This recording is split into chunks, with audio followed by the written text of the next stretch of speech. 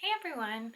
I was tagged to do the luxury bag tag, or I guess it's the luxury addict tag by Sierra Elizabeth. So thank you so much, Sierra, for tagging me. It's actually a very interesting tag, I feel. I was kind of torn at first because I thought I really don't have a lot of luxury. I've kind of been in the Louis Vuitton world for quite a while, but other than that, I'm not a huge luxury person.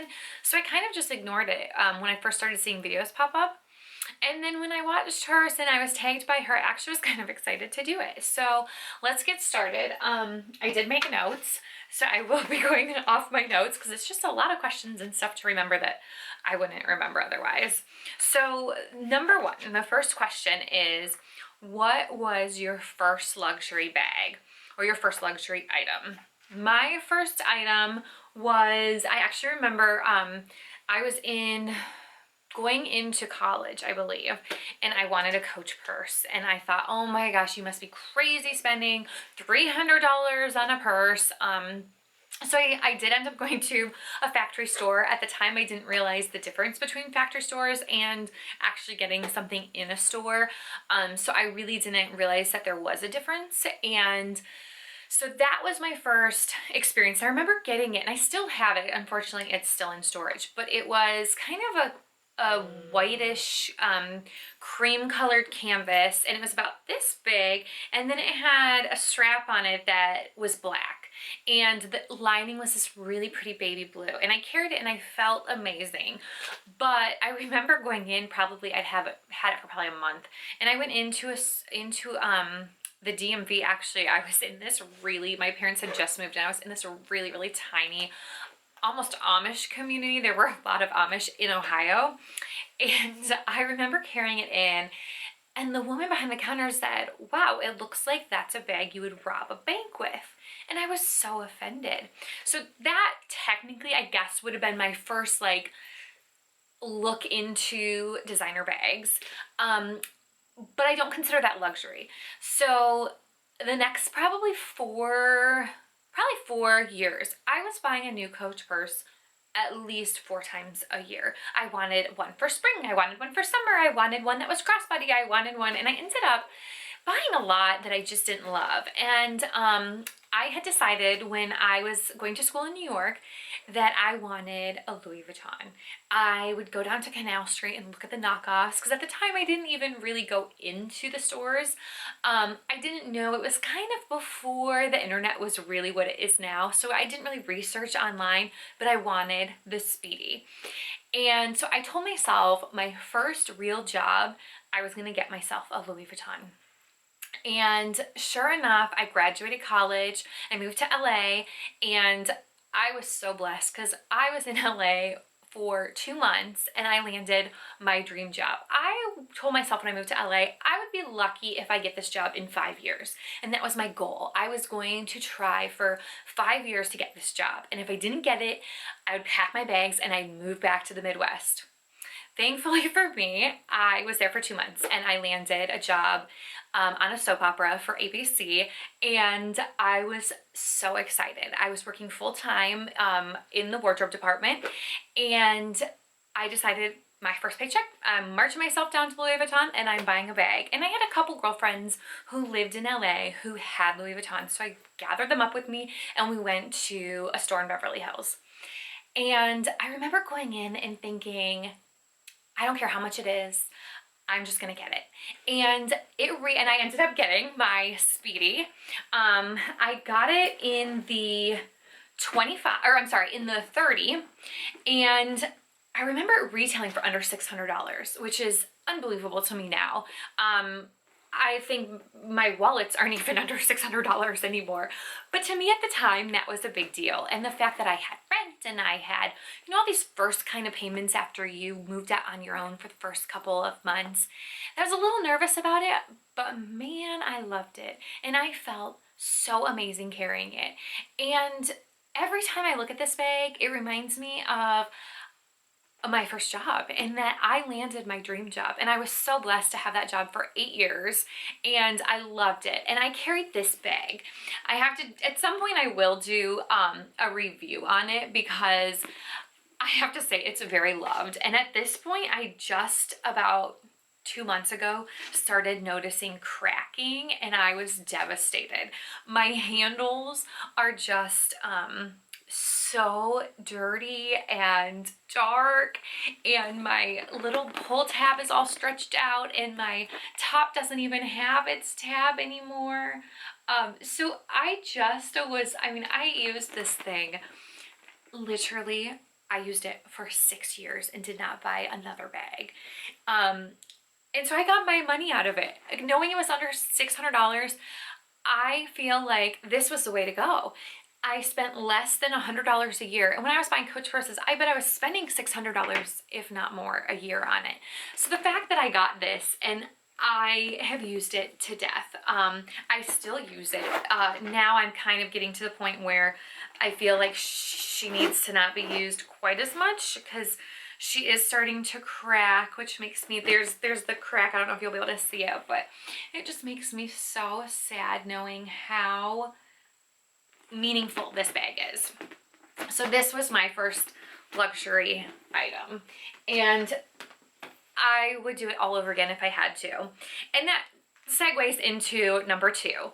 Number two is, what is your best investment piece? And I look at it like so many other people who've done this review.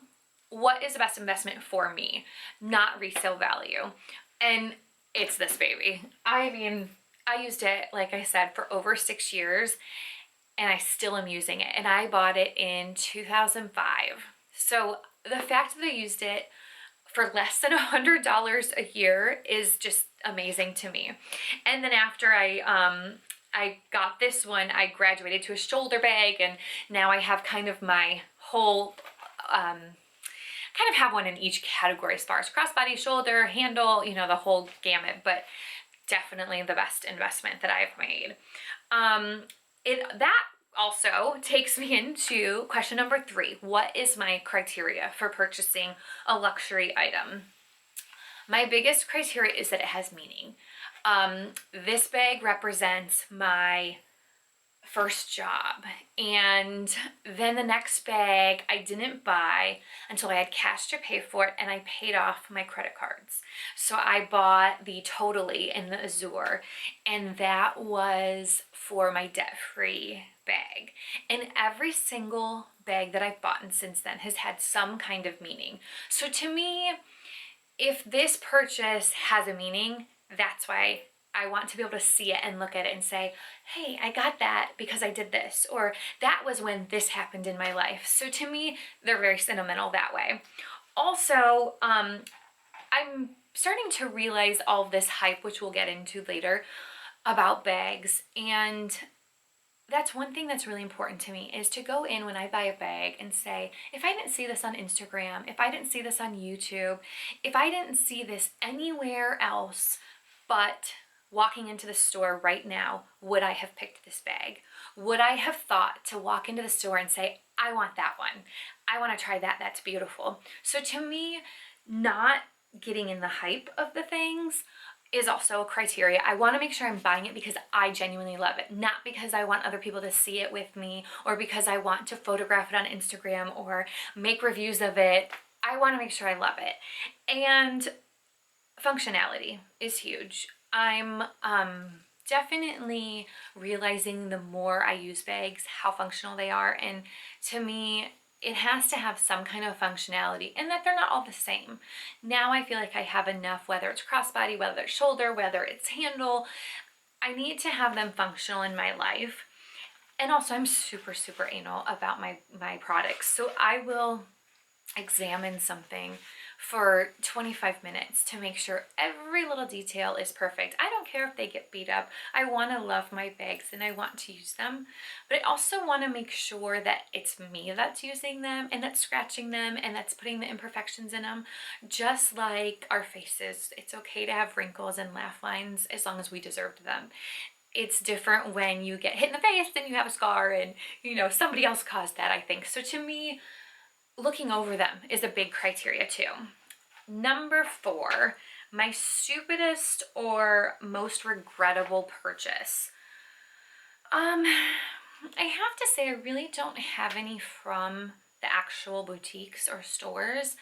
I did for a minute try to buy pre-loved, and I have nothing against pre-loved items.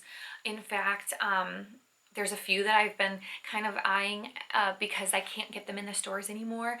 But personally, going back to my criteria, I've had items show up where they smell funny or where they looked so much better in the pictures. And because they don't have the meaning, I just don't care for them as much. I don't baby them. I don't love them. I don't take as good of care of them.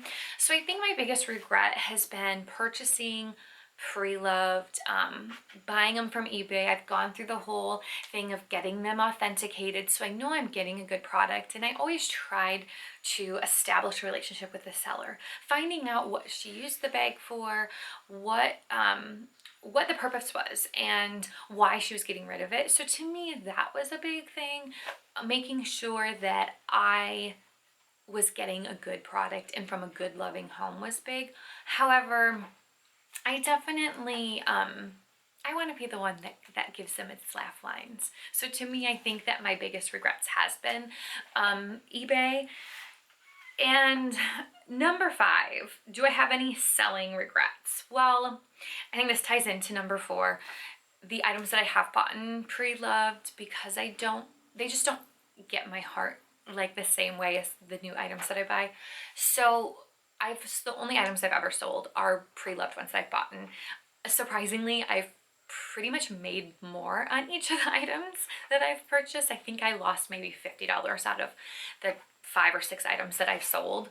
But most of the time I end up making money off of them. So needless to say, I don't regret that at all. The fact that I can have an item, realize I don't really love it, and turn around and sell it and still make more money is great to me. So I definitely don't have any regrets for things that I've sold. Number 6, an item that everyone needs to have in their collection. I think everyone needs to have that special piece that they see and they smile and they can tell a story. With that said, regardless of what that piece is, if you're looking for an actual item, I feel like a key pouch is your best, most functional usage. And this guy, I know I talked about in my what's in my bag, and he probably will always be in what's my bags. I think I will do a review on this and why it's so special to me. So stay tuned for that. But these guys, whether it's these or now I've started collecting these guys as well, I think that these are all, regardless of what kind you get, so very practical. If you can't really afford a big bag yet, it's such a great little piece to have, and when you pull it out, to feel that luxury item. It fits so much in it. It's great when I was driving across the country. I could put my keys on it and have my credit card and my debit card and my driver's license in there and a little bit of cash, and that's all I needed. For an entire trip, this is what I carried. And so I do think that these guys are great pieces to have, and I feel like everyone should have one of these in their collection. Also, the mini pochettes I think are great. I think that I've gotten a little bit away from them lately, only because my cell phone doesn't fit in them anymore. But I love that you can double it as a wristlet. I love how much can actually fit in it, and they fit in all my bags. My Alma BB, my Speedy 30. I like that I can just throw those in.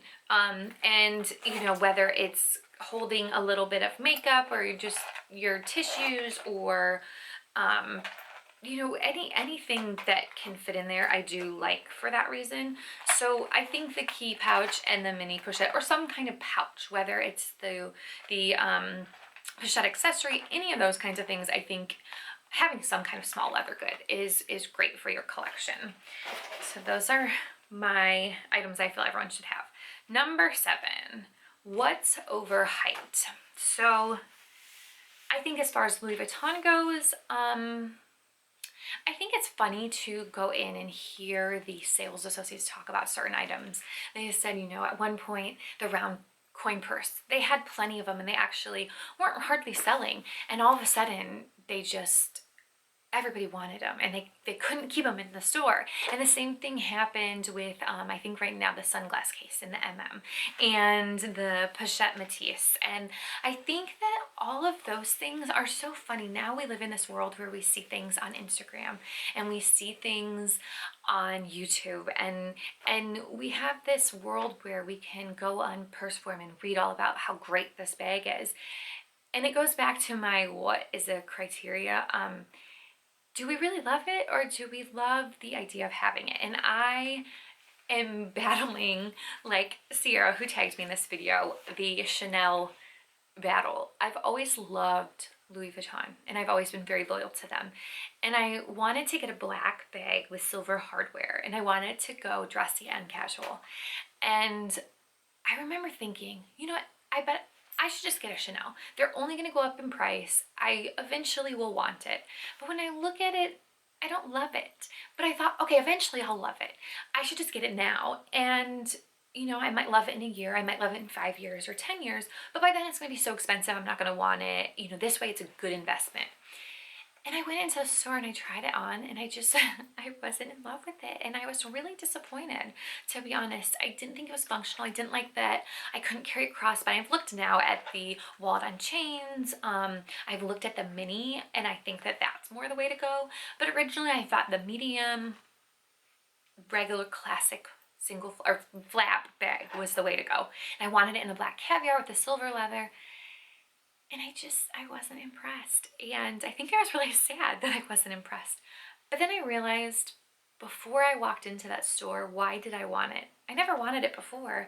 And in the last couple months, I started looking at Instagram, and I started looking at hashtag Chanel or hashtag, you know, whatever that bag was. And I realized I don't really want it. I just wanted it because of the hype. So I definitely can say I fall into that trap at times, but I ended up getting the Alma BB in black with silver hardware, and I love it. I'll have to do a first impressions of my birthday haul, because I have to tell you that bag is amazing, and I'm so glad that I did that. The Chanel flap, I'm not impressed. I don't like the functionality of the double flap. I think that would get annoying, the fact that I couldn't wear it crossbody.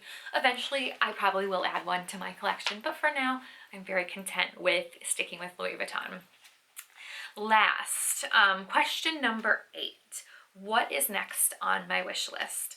Well, so I love lists, and I continuously make wish lists.